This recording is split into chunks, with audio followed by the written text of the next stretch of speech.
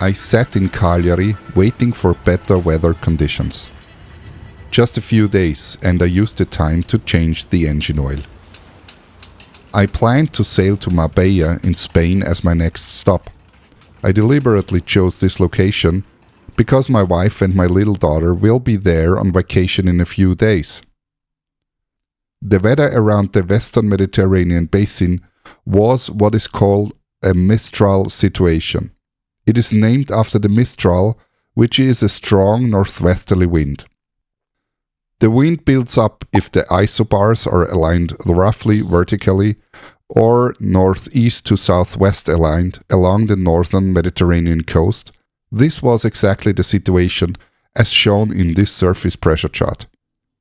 High pressure to the northwest and a low pressure over the Strait of Sicily. And while such a situation over the Adriatic Sea would cause the well-known, comfortable northwesterly summer sailing breeze, it can cause storm-force winds from the Gulf of Lions to the Sardinian Sea. It is one of the most dangerous winds in the whole Mediterranean Sea, and it appears with such a strength and high probability that the Gulf of Lions is counted to the 10 most storm-prone regions of the world, side by side with the infamous Cape Horn. There are several factors which contribute to that, but one is that the mountain ranges along the northern Mediterranean coast have a wide gap here, which is the valley of the Rhone River, and this gap funnels the wind. Finally, I set out while there was still a fresh to strong breeze within the large commercial port of Cagliari. I tried to get some fuel, but the wind was blowing on shore to the gas station. So I changed my plan and left Cagliari without refueling. I set the main and the stay sail, just to be on the safe side. Within the Gulf of Cagliari, the wind was gusty and peaked at the force 6 at times. I headed southwest to leave the Gulf of Cagliari, thereby passing many vessels and some traffic separation schemes. The wind eased and I furled out my Genoa with caution. While I sailed along the coast, I did not yet know that I will sail almost exactly 5 months and 9,000 nautical miles later at similar weather conditions in the exact opposite direction, heading for Cagliari after a big adventure.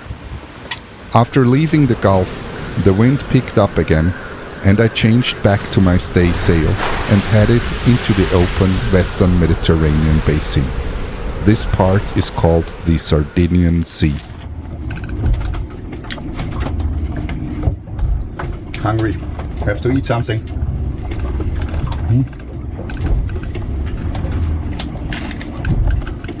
The conditions were somewhat rough and the sky became cloudy with high clouds, and the sun steadily moved towards the horizon.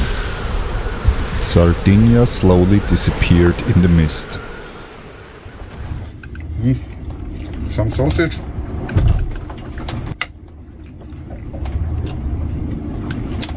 I brought it with me from Croatia.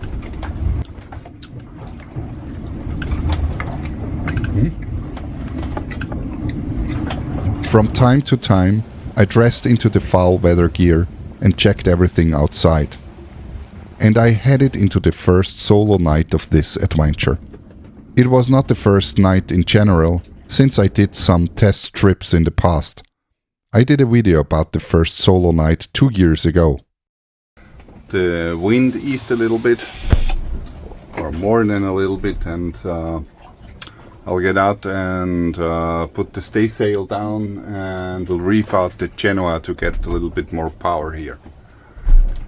Unfortunately, the wind died slowly and at about 2 a.m. there was no wind at all. I was in the middle of 2 low pressure systems. The whole situation was difficult to predict. If the weather forecast changes drastically from one to the next, it is an indication for complicated situations. Both low pressure systems moved further east, as expected, and while this at the same time causes the Bura to blow off the Croatian mountains, an old frontal system from the south shifted over the western Mediterranean basin. This brings variable winds and rain. The boat rolled in the swell with no wind and just rain. The sails flapped from one side to the other. I could spot many jellyfish, commonly called sea rafts or by-the-wind sailors. Officially, their name is velela, and they are very common in the western Mediterranean basin. It's a little bit frustrating. I drifted around the whole night because of simply absolutely no wind. I dropped the sails even to not damage the sails and the battens in the main sail. Here on the screen you can see what happened in the night. So it's just crazy moving around here along the red line. I checked the weather forecast and the prediction looked like no winds for the next few days. So I finally decided to give up and go back north to Sardinia with the engine. I chose a bay in the southwest of Sardinia called Porto Pino. A very nice couple, which I met in the marina in Cagliari, suggested this to me.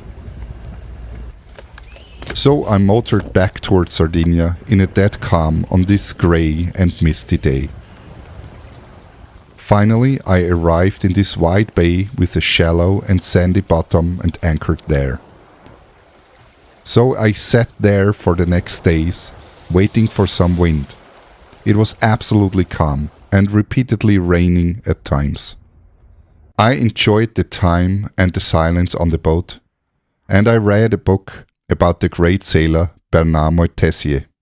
He's probably best known for his incredible achievement to non-stop circumvent the world solo in a small boat through the Southern Ocean almost twice in 1968 and 1969. After the first circumnavigation, he was back in the Southern Atlantic and he was on the way to win the famous Golden Globe race where he participated. But then he decided to give up racing and instead sailed to his beloved Southern Pacific Islands, which required him to again round the world a second time. So he passed the Cape of Good Hope and Cape Liqwyd twice, and then headed north in the middle of the Southern Pacific to reach Tahiti. I didn't round the world even a single time yet, but I love the spirit and highly enjoy this living on the boat. Here on the boat, this is my small world within the vast ocean. Only the rules of the gods and my own abilities count. On my nav decks, I got a warning about the military exercise, and I put it into my chart, and I'm actually close to it, so I'm not in it. But currently they are doing some firing exercises on the coast. I hear them shooting with machine guns and probably other weapons. Well, luckily I have this NAVTEX, and I put here into my chart the exact coordinates so to prevent from accidentally getting into it. I worked on the boat with several repairs. I did a slight improvement to the wind steering system, which worked perfect so far. I mounted a safety ring on the rudder coupling to prevent it from accidentally get disconnected. And I monitored the weather. For days there was not much wind around Sardinia, and to the west a northwesterly flow developed, which is not good if you wanna go west. The weather didn't change in my favor for many days. I wasn't in a hurry, but it made me a little bit sad because I intended to meet my wife and my little daughter in Marbella in Spain. But now I was definitely running out of time. I needed at least 7 days for the passage if everything works fine. So I slowly accepted that I will miss them. It was raining since days, and the boat slightly rolled from the swell in this open bay. It is a very special atmosphere. Although it was still a variable weather situation, the forecast seemed to slowly improve, meaning giving me the right wind to head further west. I started to prepare for the next passage again. I cleaned the speedometer, since it seemed to be stuck. This can happen if the boat rests for a long period of time. After waiting 4 days, it was time to leave. In the morning of the 22nd of May, I pulled the anchor out of the muddy sand and left Porto Pino. There was no wind at first as expected, but I needed to charge the batteries anyway. I passed the last islets and slowly left Sardinia behind me. After a while, I could set the sails.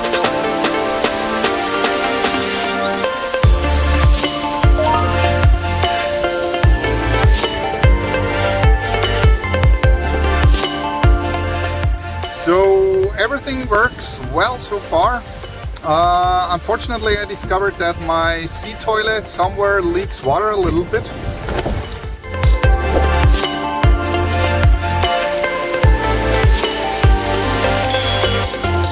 I used the time to make a piece of dynamo for the tack of my stay sail. After Sardinia disappeared in the mist behind me, I took down the Italian courtesy flag, since now I was offshore in international waters. Soon I went into the first night. At about 6 a.m. of the next day, the sun rose in my back while I was on my way to the west. I was very happy to be offshore. All around there's just the sea, wherever you look. The wind picked up during the day and even became a force 6 in the afternoon. And the boat constantly made its way mile after mile. The wind steering unit again proved to be reliable. It's my co-pilot and, in my opinion, the most important one of all of the technical equipment. It went so smooth at the moment. Everything perfect. I could enjoy this for hours, just watching how the boat plows through the waves. It was perfect sailing. I'm making good progress to the west. Everything fine so far. Nothing happened in the night. Everything worked well, except one fishing vessel called me on the VHF. But I could change my course easily. So now I'm still, of course, on the open sea, and in the background it's getting a little bit dark and cloudy. So let's see what happens. Probably some like thunderstorm or something like that, but it's in the east, so typically they move to the east and not to the west. So.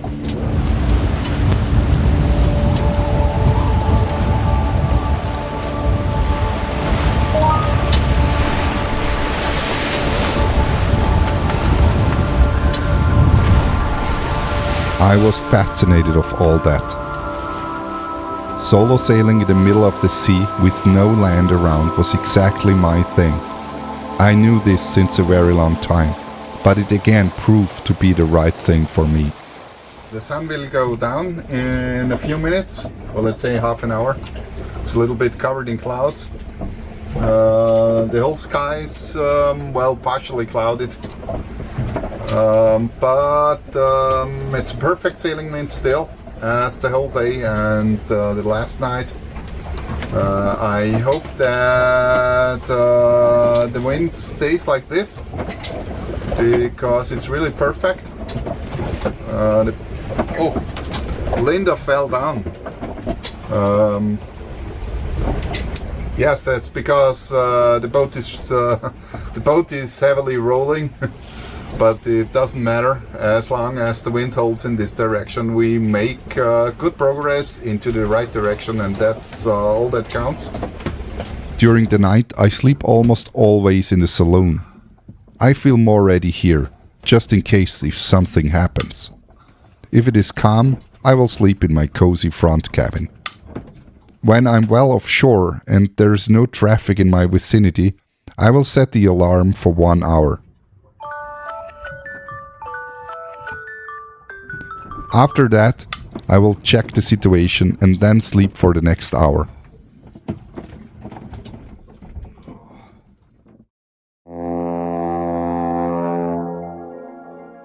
The Starlink didn't work offshore. There was some confusing information on the internet about that. Some said it works and others said it does not.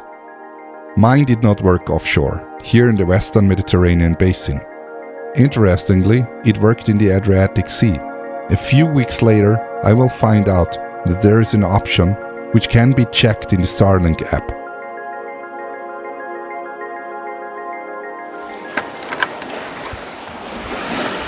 At some time, I realized that I needed a little bit more tension on the lock of the chain. Usually would have to release or to take the pressure out of the sail, but there is so low pressure that it even works without.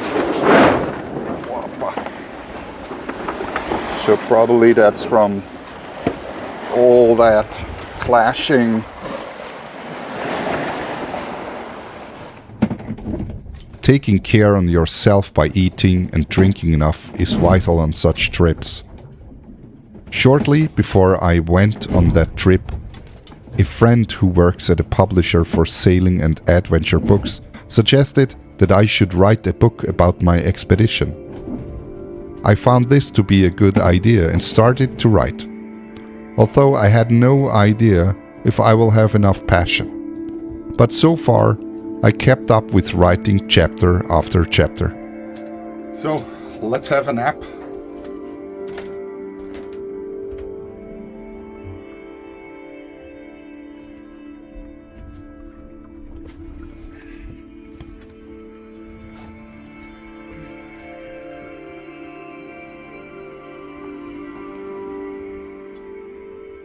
The sky cleared up a little bit, so I can open the hatches and let some fresh air flow through my boat. The wind was light on the 24th of May, and I used it to make some improvements to the installations. Although I did my best, I was still unable to install and finish everything that I had planned to. In this case, I made a wooden panel from the remainders of another installation which I still kept on the boat. I made this panel to install the battery monitor and one of the USB power chargers. So that's it.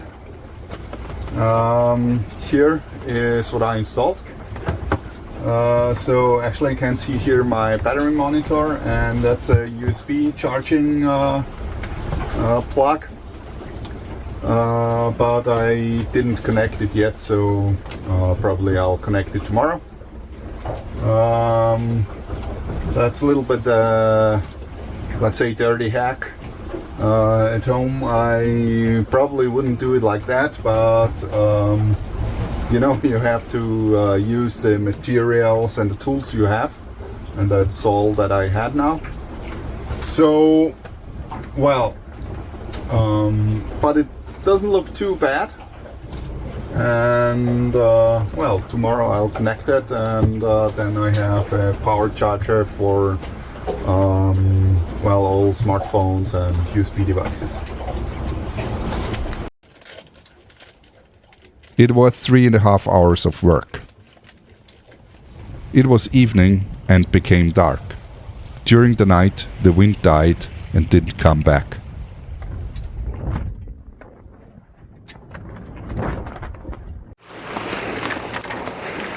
In the forenoon, I ran the engine for about 2 hours to charge up the batteries a little bit. Afterwards, I could set sail again, but it lasted not very long. So I used the time to rest, and I took a seaman-like shower. Unfortunately, something bad happened. Damn it, I just lost my Samsung Galaxy S22 to the sea. I sunk it accidentally. I did something stupid, but well, it's lost.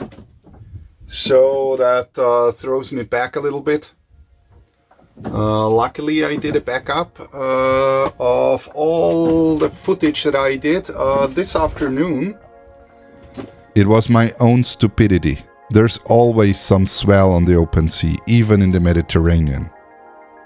But still, the silence was amazing, almost frightening. Only the moaning and creaking of the boat. I was in the middle of nowhere in respect to the size of the Mediterranean Sea.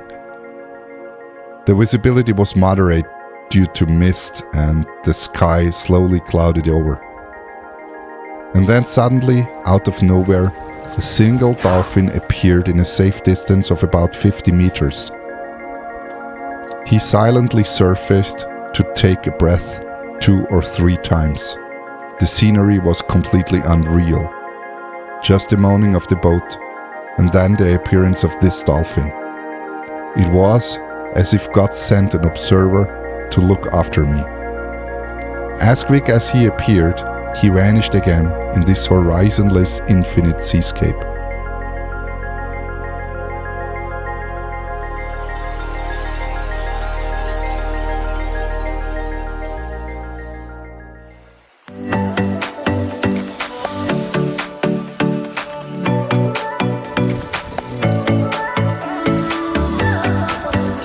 The night stayed calm.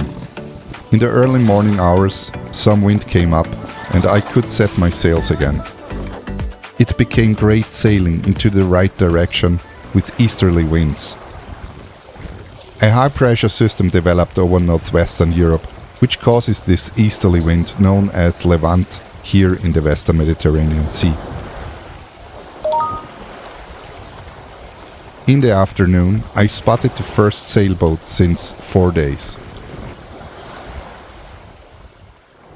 So there is a catamaran out there. It's the first sailboat since many days.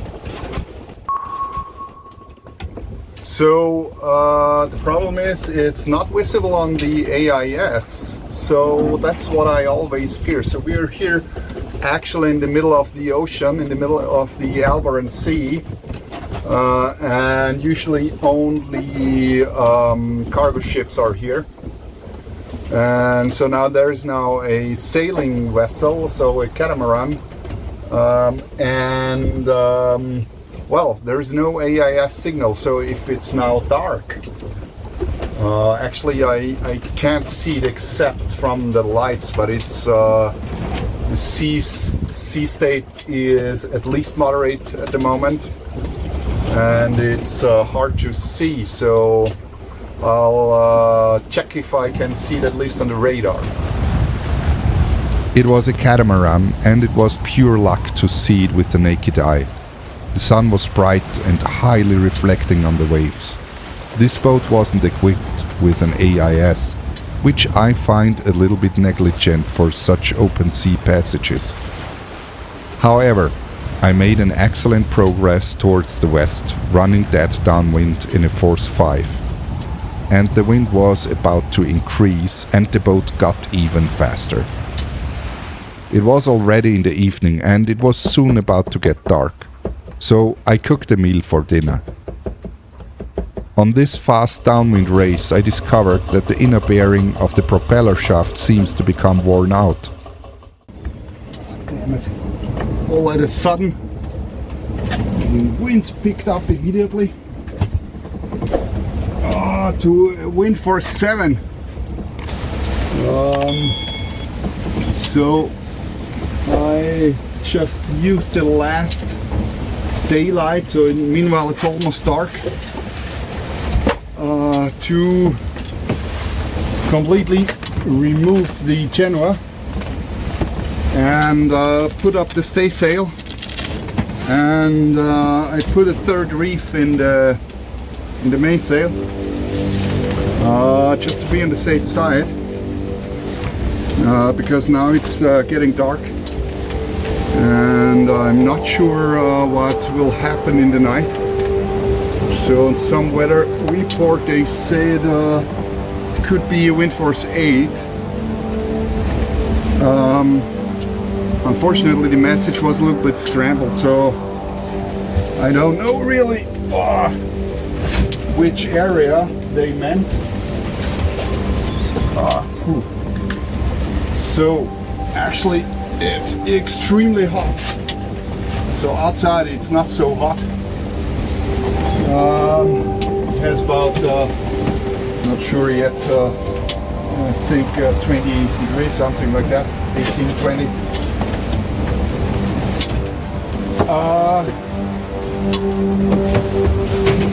But the waves came over several times, so I'm now wet in the inside from sweating and the outside from the waves.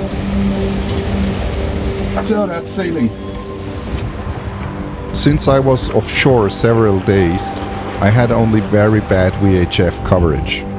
So I picked up only very garbled weather reports, and the Starlink didn't work for a reason which I will discover in the near future. But I know the Mediterranean and its weather patterns very well, so I wasn't really concerned. I observed the weather with my instruments and of course watched the clouds outside. It was this very same night at around midnight as I sailed across the prime meridian from east to west. A little bit later, I recognized some lightning activity to the west into which I was sailing to. But it looked pretty far away and I also couldn't see any activity on the radar. So I made it through the night with a good progress. The constantly blowing wind through the night piled up the waves. This was definitely a rough night. It's still rough outside, as you might see here outside.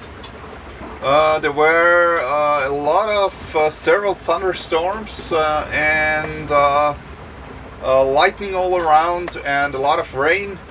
And constantly force 7, and it peaked up to, I think the maximum that I read on my computer here was 38 knots, so that's gusting to force 8.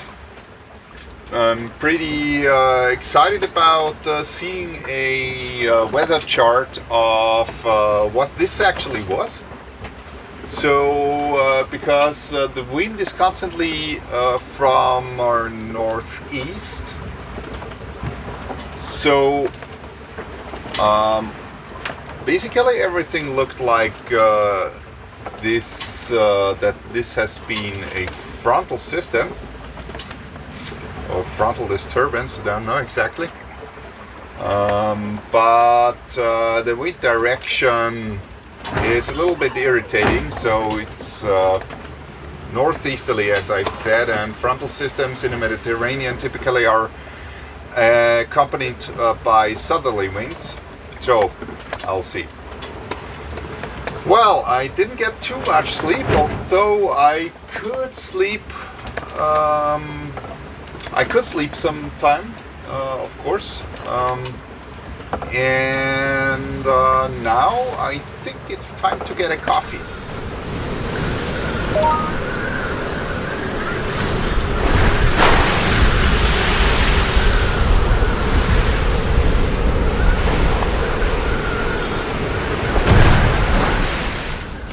I have to take the staysail down because one of these connectors somehow got disconnected. And so I have to take it completely down, which will be a little of a challenge at the current situation. The sea is confused and very rough, and well, the wind is about force 7, so well, yes, not an easy job, but I have to do it before something else rips off.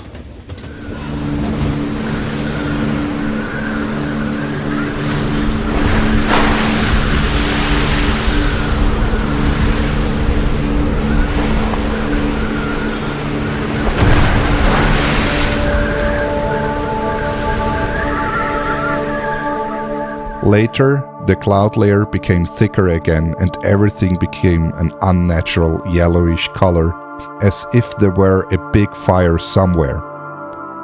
But of course it wasn't. I was roughly about 50 miles west of Cabo de Gata. And suddenly, the wind died completely. It was blowing like hell now since 24 hours, and suddenly they turned off the wind completely.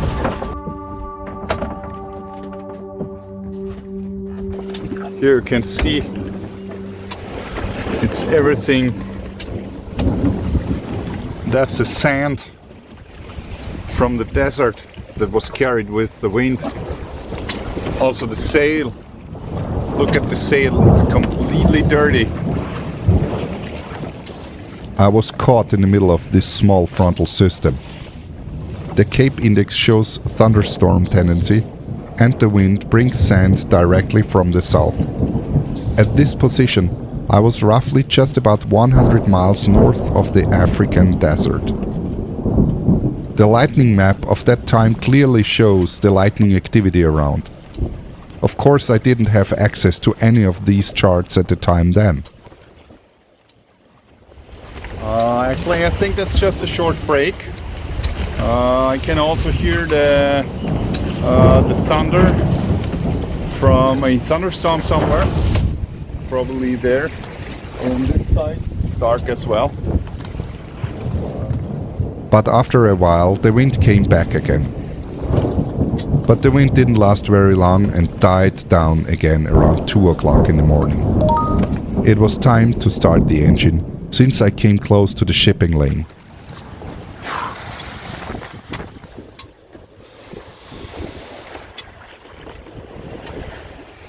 Good morning, another morning. So actually too much sleep I couldn't get in the night because I showed you that I went through, or let's say I passed before this traffic separation scheme, and there is really a lot of traffic. And also the wind died and I had to start the engine, so the last 4 hours I was running on engine, but now there's a light breeze, so I could set sail again. It's a southwesterly force 2, and well, yes, we are on the way. The sun is coming up, so I think it's a good time to make a coffee.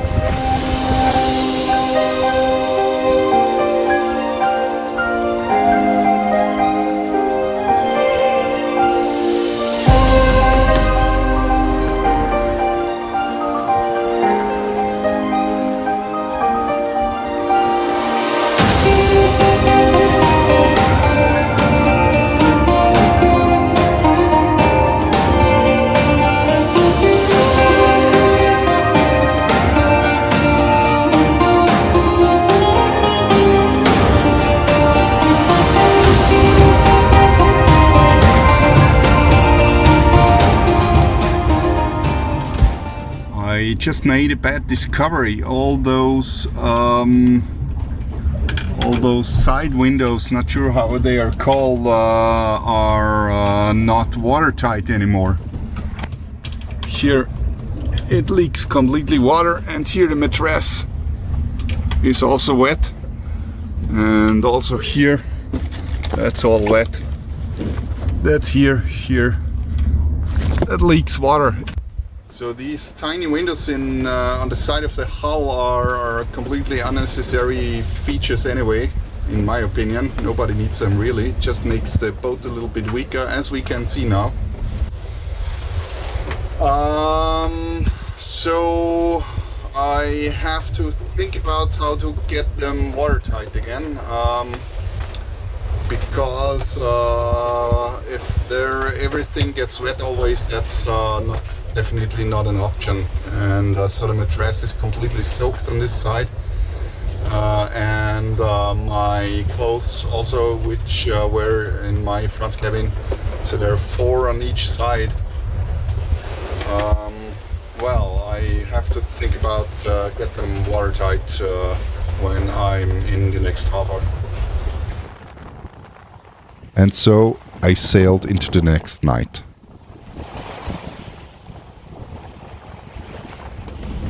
It's 2 o'clock in the morning, and I'm beating still against the wind to the west.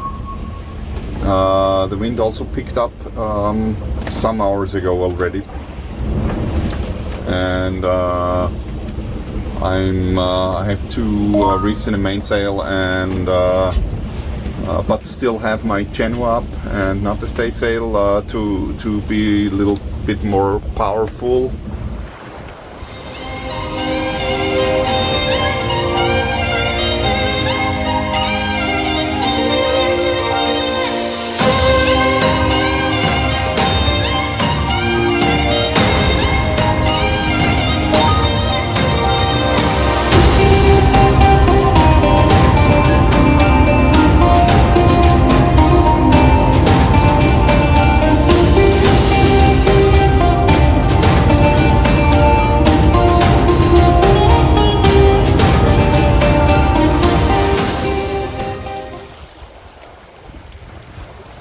Good morning.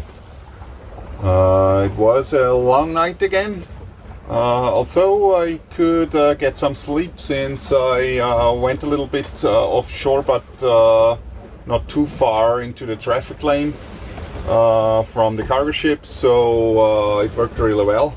Unfortunately, very little progress, and meanwhile I think that's because additionally there is a current which drags me to the east, so I can see it from the text that the angle gets worse. Meanwhile it's about, I'm not really sure, let's say 55 to 6 hours that I'm beating here against the wind. So I will now close in to the shore and then start the engine and try to make way to the west, because the wind east also, it's in the moment just actually west force 3.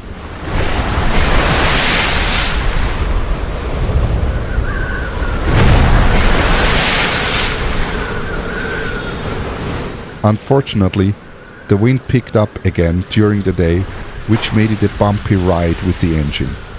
I was eager to reach the harbor and didn't want to tack against it for another 24 hours. Finally, I managed to surf into the shallow and somewhat challenging entrance of this marina, did the paperwork and found a final parking position, at least for the next days. So here I am now. I'm here in the Marina Benalmádena. It's a marina in South Spain, and yes, roughly 800 nautical miles and 8.5 days, and now I'm here. It was a great adventure, and I learned a lot about myself, about the boat, about sailing.